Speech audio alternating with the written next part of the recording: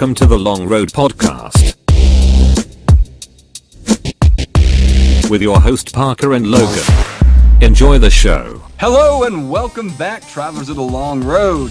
This is your host Parker with the Long Road Podcast, coming to you live from my mountain oasis here in little old Hayesville, North Carolina. Joining me as always in his bunker of doom, the defender of the faith, the champion of Pluto's planetary rights, Mr. Logan Rickett. Thank you, sir. It's good to be back.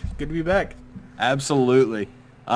Before we get started, I just want to say, man, thanks everybody who listened last week. Thank you everybody who's back this week, and you should be telling your friends. Yeah, tell your friends. Tell your friends. Yeah, it's a hootenanny of a good time. Very good time. Hootenanny. Man, I can't believe we had so many. I mean, it's not a lot, but it's more than I expected out of one episode, first episode. I tell you, my over-under was on 17. 17. Well, we shot the moon on that one. Yes, we did. I was like, all right, yeah, I'm going to expect 17. I just figured it would be like your closest friends would get involved, but and you know, listen to it. But yeah, hashtags. Hashtags help. Once again, guys, if you got any feedback, I'm going to go ahead and put that out now so you can take notes. Just rip us to shreds. We want to make this better. So yeah, it's not a perfect show. I mean, we need to get on it. Right, exactly. So, man, Logan, any good adventures this week? This week, I did see the movie Suicide Squad. Oh, man, dude, I just got done with it earlier today. Nice.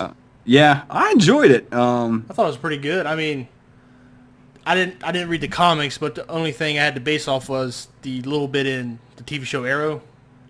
Yeah, which isn't even the same character. It's not even the same story, or it's just like same names. Yeah, pretty much. I enjoyed it. I really felt like it was, you know, the Will Smith and then the actress that played Harley Quinn really helped pull it together. It was a little choppy, and that was what I've been reading online. And I get it. It's kind of hard to do this team up movie when you've so many backstories you have to put into a little bit amount of time. Yeah, and it's not like they can go out and out and give each of them their own movie. The whole point of Suicide Squad, of the people in this iteration of it, with the exception of Harley Quinn, were all like villain of the week type villains from like the Silver Age of comic books. They weren't major villains for anybody. That's the reason that they kind of trusted them enough to do this. I mean, yeah, you can trust anybody with an explosive in their head, but that's right. They're just like B-rated villains who, you know, got a comic, and you know, I get where it came from. It was choppy, but I got that from Batman vs Superman as well. They were trying to fit a bunch of story into, you know, an hour and a half. Yeah, I agree with that for sure. I will say this though, they have set up Suicide Squad as it is now for the next movie, assuming they make another one, is going to be great, because now we don't have to talk about backstory. Now we don't have to, like, it can be a very good contiguous story. Yeah. Man, it's like we say, it's just a hard one to do, considering these are all B-rate villains that were thrown together in a team. Mm-hmm. So how do you introduce them unless you pull a move like Marvel did with the you know, either Spider-Man 3, well, Sony technically, Spider-Man 3, or what was the other Spider-Man, the Amazing Spider-Man 2? Right. Where it was like, how many villains can we pack in here? So I'm glad that they didn't go that route. Like I said, it's kind of a hard thing to do. I think on the whole, though, it was a pretty good movie, and it sets us up for definitely some great potential in the future, especially as we introduce more villains that they can pull into that. I'm like you, I'm not familiar with the comic book, so I don't know who was in it or who, you know, anything like that. But I do know that they can start pulling those characters that are locked up by Argus. So it definitely has potential. Yeah, if they do make a sequel, it will be way better. Just like with the Justice League, that's what Batman and Superman was setting up for.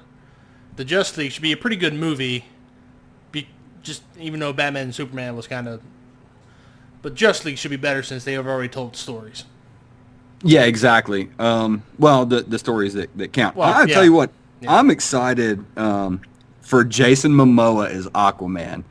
Did you stay for there's a scene in the mid credits, and like they're flipping through, and you see like him, like the picture of Jason Momoa in there is Aquaman or whatever, and I was like, ugh, Yeah. I'm so excited.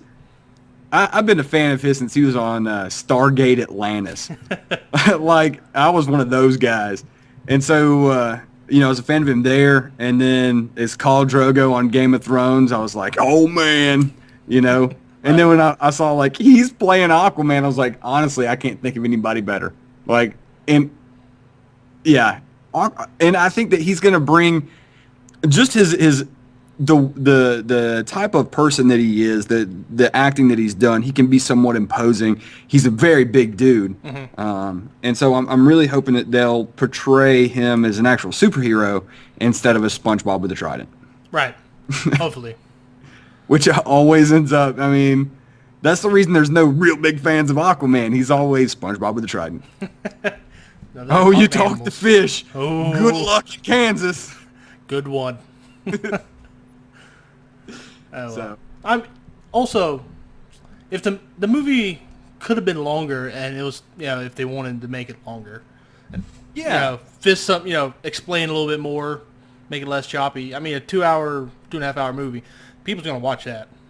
Yeah, I honestly could have sat through another 30 minutes if they Oh, had, the backstory's done them a little bit better. Also, can we pour one out for our homeboy Slipknot? Like a whole whopping 30 seconds of screen time, and he gets ganked, and you're like, oh, Yeah. no. Yeah. I wanted to see the dude with this weird contraption to fly everywhere. Oh. You're basically Spider-Man without spider sense. I want to know your backstory. Right.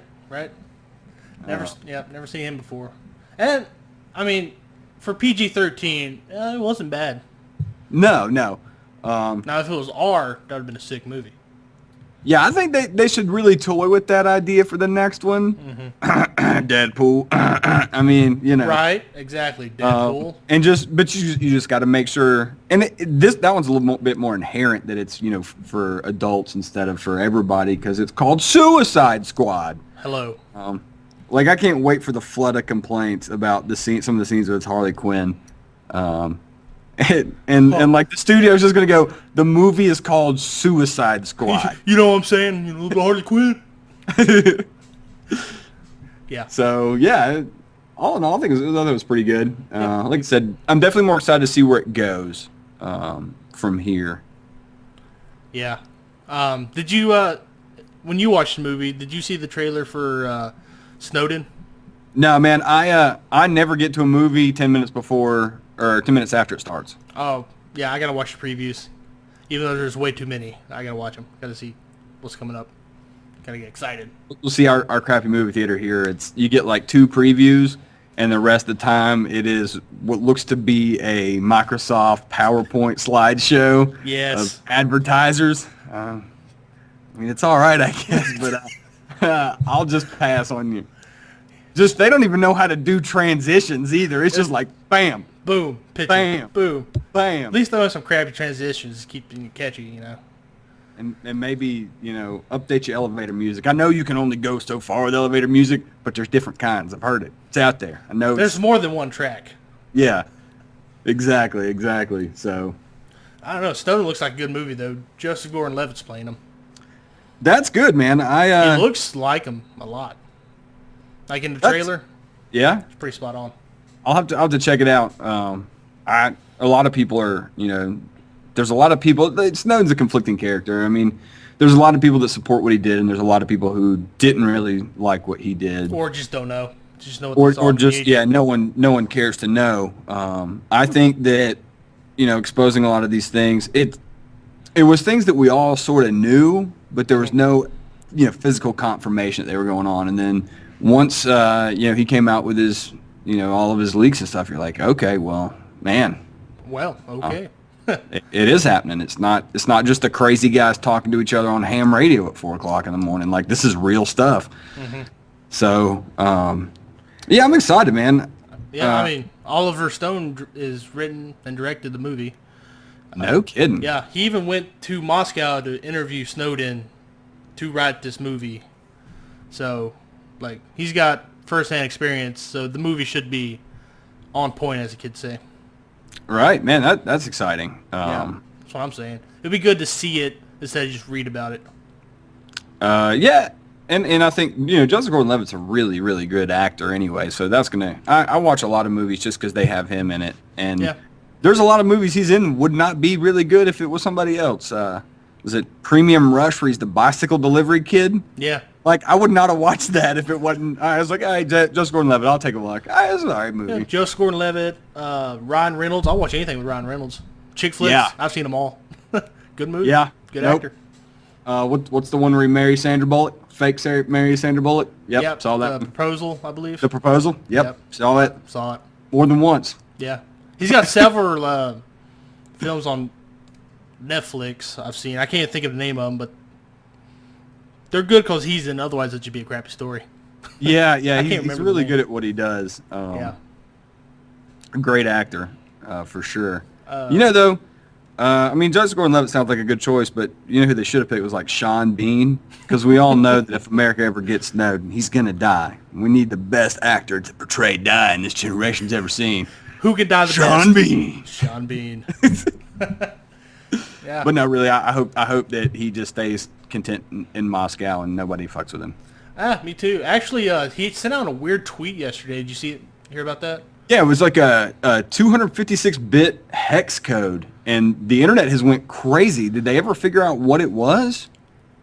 He actually deleted the tweet, and a bunch of his co-workers or whoever are saying he's fine, but he's not tweeted anything saying anything. He just deleted the tweet. So as far as his friends go, he's okay. Yeah, but I wonder if, like, okay, so, and everybody was concerned about how it's a confusing thing, and I'm wondering if maybe it's not. It's 256 bits. That is important when we're talking about encryption. Like, that is pretty well standard for the rest of the world. I think DoD does 512. Yeah. But 256 is pretty standard for encryption, so I wonder if he's not getting ready to drop some more docs or something. He could be. A lot of people was thinking it's one of his connections in the world. That was his way of confirming who he was by dropping this out for them, and then he deleted the tweet. I don't know. A lot of people got weird conspiracies like that. Well, and just, the nature of what's going on with Edward Snowden, like, he's got to do stuff like that. He can't just be like, hey, Jim, I got your email. Yeah. He don't email. Did you get that thing I sent you? He doesn't use Gmail. Yeah, but you get what I'm saying. Like, right. It's one of those things. Like, he's got to be very careful. There's a lot of people that want him, and there's a lot of people that want him dead, and it's a real rough shape. Yeah, some people thought that was a dead man switch, or if he didn't do something, if he was dead or something, this code automatically goes out, so people know he was missing or dead because he didn't, dead man switch. Yeah. Right. Interesting. Very interesting. But, he's not confirmed it on his Twitter as of 4 hours ago. But his friends say he's fine. So we'll just... That's awesome. We'll see. Yep. Glad to hear he's okay. Edward, if you're listening, by the way, we'd love to have you as a guest if that's at all possible. Do you Skype, bro? Do you Skype? That's how we run this thing. So, we'd love to have you. We'll give you the whole 30 minutes, man. You can talk about whatever you want. You don't have to talk about security and stuff. You can talk about Suicide Squad just like we do. You know, we're not that picky. That Moscow barbecue. It's kind of favorite kind of pizza. Right. Yep. Who's the man behind the mystery? Behind the controversy? Nick Cage and Scott Eastwood's are going to be in the movie as well. Oh, that's nice. So it's going to be an interesting movie. Yeah, I'll definitely watch it. Like I said, man, I really like Snowden. It takes a lot of balls to just pretty much have the entire world, except for a handful of countries, hate you, which is what happened. He did the leak, and now the whole world, with the exception of probably like Moscow or Russia and North Korea, like want him captured. Yeah. And so, like, that's a tough decision to make. I know this, and I can take it to my grave, and I can live a normal life and be happy and have kids and a white picket fence and all this. or I can tell the world and become a pariah overnight. Say what you will about what was said. And there's a lot of disagreements. Like he shouldn't have said some of this stuff, and he shouldn't have said that. I get that, I understand those people's point of view, but I definitely got to respect the courage that he had to say what he said. Yeah, I know that took a lot. It'll be interesting to see his journey of him escaping and outrunning everybody to where he is now. Yeah, for sure. And I also think it's kind of a shame that right now, Moscow, Russia, is more pro-transparency than the United States. It's something that we need to examine as a country and look at ourselves and say, like, guys, hold on a second. Maybe we're on the wrong side of this thing. Yeah. And like I said, I'm a firm believer in that in him doing what he did. So right. It's just it's an interesting political climate that we're in nowadays. Things are just getting absolutely crazy. Dude, Hillary and Trump are just. I just don't did you get see? it. Did you see where the Harvard College Republicans, it was the first college Republican club in the country, is refusing to endorse Trump? Wow, really? Yeah, they said that he does not represent the party of Lincoln and all that. I mean, like they kicked him to the curb. Good, they should have. I'm not saying that he's any better than Hillary. I think that we got a real shit hand on both of these candidates. I think that it's not really looking good with either option. I personally, disclosure, I'm a third party voter. I'm actually registered independent, but I've voted Libertarian since 2008, which is the first presidential election I could vote in. I just agree with the Libertarian Party, man. And I get a lot of crap from a lot of people telling me, like, oh, I'm wasting my vote and this, that, and the other. And, wasting your vote when you got Donald Trump and Hillary, I mean, they're both a waste, in my opinion. So if you vote for third party, it just makes sense at this point in time. Yeah, my philosophy on it is this, man. The only wasted vote is when you vote against your own beliefs and interests. Right. To screw over the other guy. Like if that's what you're after, then you've missed the point. That's not democracy. Like democracy is voicing your opinion and saying like, no, these are the things that I believe in. These are the principles that I hold dear to my core. These are the kind of leaders that I want. And as long as we hide behind the idea of, a third party is a wasted vote, then nothing changes, because what you're doing is all right. This is what I think is happening. So you have these two very polarizing candidates, with Hillary and Trump, and there's a lot of people in their party who's talking about voting third party.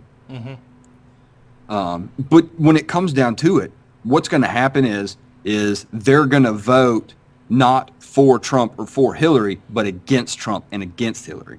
Yeah. If they really disagree with Trump, they're going to vote Hillary. If they really disagree with Hillary, they're going to vote for Trump. And what that does is send a message to the political parties that our message is working.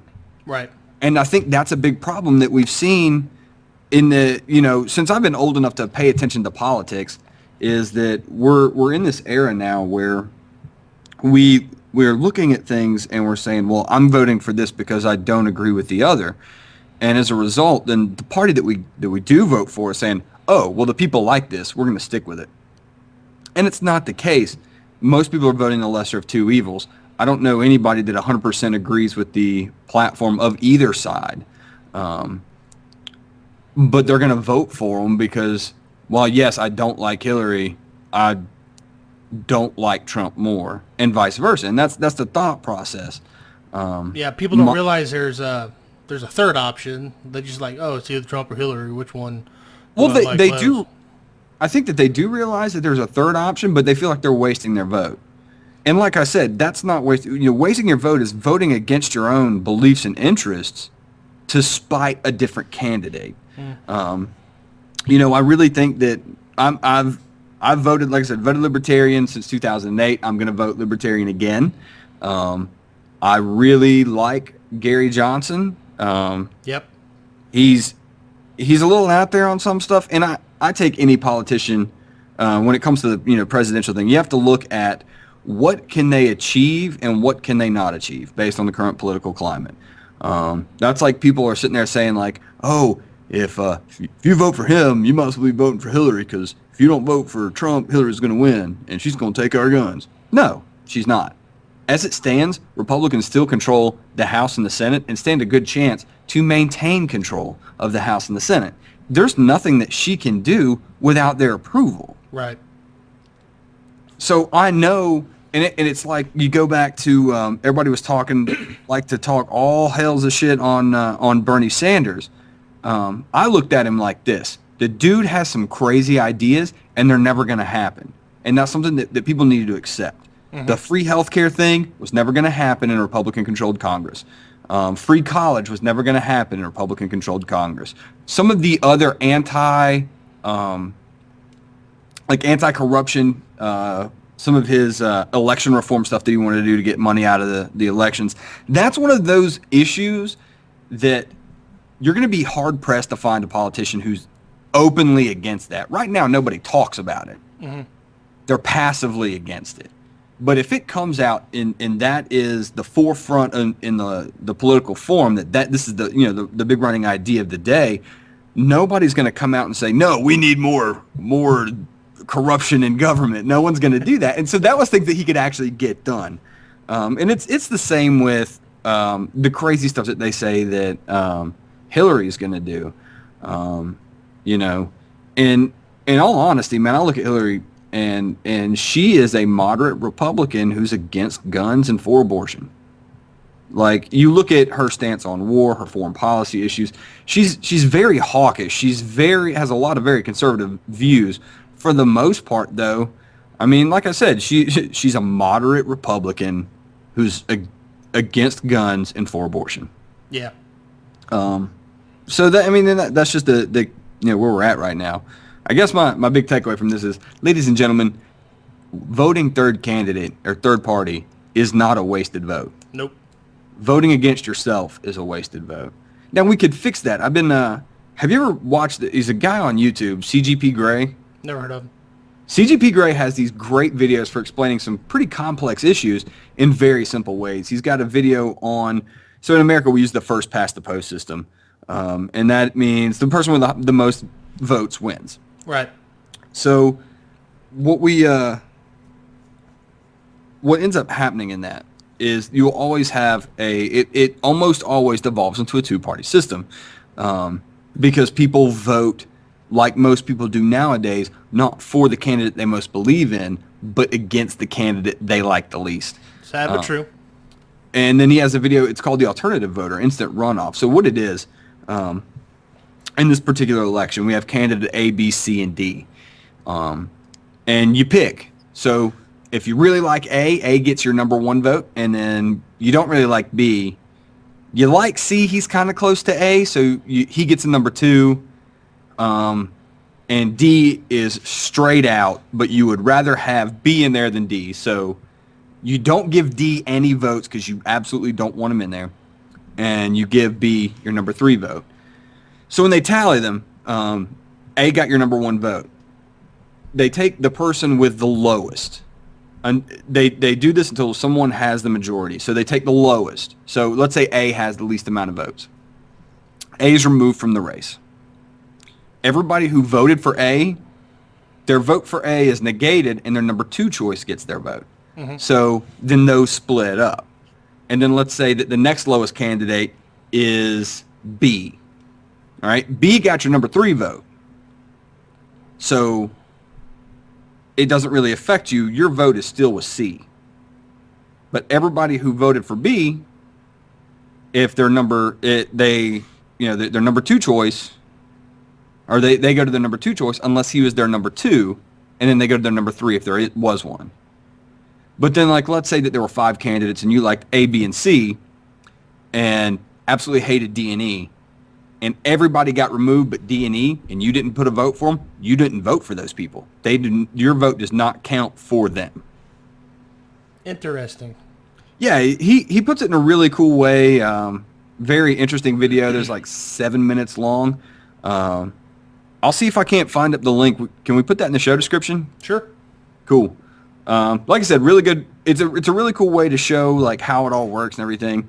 I could sit here and explain it for hours, and he does it in like 5 minutes because he just knows what he's talking about. Very well spoken, pretty intelligent guy there. But that would be our solution, where if I think if we move from that first past the post system to the instant runoff, then you can vote for the candidate you like the most. I mean, and that's the thing about the libertarian candidates is we go both ways because they're socially liberal and fiscally conservative, and it depends on which one you care more about. Fiscal policy versus social policy. Mm-hmm. If you're more for social policy, then your second choice would be, like in this case, Hillary Clinton. If you're more about, if your biggest emphasis is on the economic end of things, the fiscal policy, then you're more likely to vote for Trump. And so those people who really identify with the Libertarian Party could vote that way, knowing that if he does not receive enough to move on, or to be the president, that their vote's not wasted in their sense of the word, and is actually counted. They get the backup vote essentially. Right. And you can vote for all three. You could vote for two. You could just vote for one. It's the cool thing about it, and it kind of lets you know what people think. Right. Makes sense to me. Yeah. So, man, yeah, it's been an interesting week. A lot of crazy stuff going on. Yeah. What else did you get into? I went to the Mexican grocery store. Sweet. Never been to one. Yes. So there is a Hispanic kid that works at my dad's shop. He's in high school. He works there for us in the summer because we're so busy. Mm-hmm. He helps clean up. He runs errands. He's great. Jose, if you're listening, you're the man. Shout out. Shout out, Jose. So I take Jose home after work every day because he doesn't have his license yet. And the other day, he's like, hey, man, you want to stop by the Mexican grocery store? Because we talk about, like, Mexican culture and stuff. I have questions. It's just an interesting... Man, that's the most interesting group of people. He's like, we try to find any reason in the world to have a party. I was like, I'm okay with that. So we were... I was taking him home. He's like, hey, man, you want to stop by the Mexican grocery store? Oh, my God. Listen, forget everything you know about hot sauce. Okay? Texas Pete... Frank's Red Hot Louisiana. If you've got that, throw it away. Go to your local Mexican grocery store. Valentina's is the best hot sauce I've ever had. I picked some up on Tuesday and had to buy another bottle today. I'm literally eating it on everything. It's a good spice, good flavor. Honestly, probably the best hot sauce I've ever had, man. I will have to try that. I got to go find some. Yeah, it's amazing. I got that and some rice pudding, which I'd never had. That was pretty good. Rice pudding never sounded good. Never sounded good. It never sounded good to me. It's really, really good, actually. The textures, you ever hawked a loogie and there's a little bit of booger in there? That's kind of what the texture's like. If you can get past the texture, it's all right. And then I got... okay. And then I got what translates to sweet bread. And it's not sweet. No, it's not sweet. That's the thing. It's not even as sweet as like our sandwich bread. American sandwich bread is sweet. It is really sweet if you just eat a piece by itself. Right. It was very earthy. It's really good with coffee, and it was shaped like a pig. Coffee bread? Yeah, essentially. I got some. It was really good. We were gonna get some more, but they were out. They get it like once or twice a week there at the store. So I'm definitely planning to make a trip back next week, see what else I can pick up. I'm going to try one of those crazy looking Hispanic soda things that I see. It's like pina colada and lime flavored and like the fruit sodas. Yeah. It's definitely on my list, stuff to try.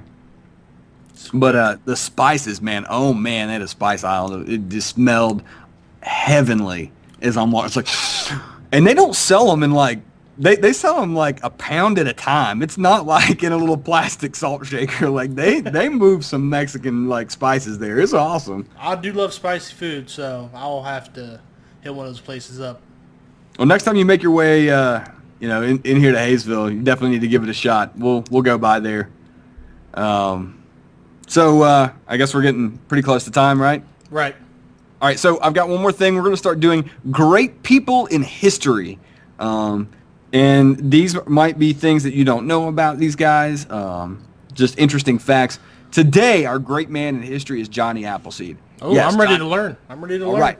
Yes, Johnny Appleseed did plant apples across the American frontier, but the reason that he did that was to obtain free land in the land granting thing when they opened up the Ohio Valley for settling. 40 acres, but you had to have so many fruit trees on it. Here's what they don't tell you. Fruit trees. If you take an apple, well, not fruit trees, just apples. You can take a Golden Delicious apple and you can plant the seeds, and the apples are going to taste nothing like the Golden Delicious. In order to maintain that flavor, you have to splice limbs or pieces of live tree from a different apple tree onto this new one as it grows up, and the fruit will be the same. Interesting. Yeah, so Johnny Appleseed just had a sack of apple seeds, and he went and he planted to make money on opening that up, which is cool or whatever. But the best part about Johnny Appleseed's apples is they were not the sweet, delicious apples we know. They were very, very bitter and pretty much unedible. Oh. They had one purpose. They were good for one thing, and that's it. What's that? Making hard cider. Oh. So Johnny Appleseed, for spreading hard cider across the American Shout frontier, out. we salute you. I bet he's listening. I'm sure he is. He likes I the show. hope he is. I hope he is giggling like a schoolgirl. He sent me a postcard the other day. He's in Europe somewhere. Yep. Yeah, I wouldn't doubt it. He is immortal now. Mm-hmm. As mortal as his apple trees. So, another cool thing, heads up. So, one of the inspirations for me and Logan doing this show is the Jason Ellis show on Faction. Comes on Channel 41 on Sirius XM. Love his show. He's going to morning starting tomorrow. 10 to 1 Eastern time, 7 to 10 Pacific, I think. Yeah, check him out. Definitely worth the listen. We, glad you guys came back for episode number 2. Yeah, it's a good time. Check us out, if you will, on Facebook, Facebook. The show's podcast, or the podcast Facebook page is at TLR Podcast. You can search that and find us that way. Also at TLR Podcast on Instagram and Twitter. Logan is on Twitter as the Logan Rickett, at the Logan Rickett. Sorry, the one and only. And I'm on there as that Tyler Parker. There's several Tyler Parkers. The Logan Rickett, that Tyler Parker. If you ever meet me in real life, you'll get it. Yep. So, ladies and gentlemen, until next time. I got chewed out. I borrowed that sign off last week from my brother, and he was mad at me, so I'm going to give him some credit Did you this give him time. proper credit? Yeah. Yeah. Trevor, if you're listening, this is for you, because this is totally your saying. As my brother Trevor always says, there's nothing between you but air and opportunity. No, there's not.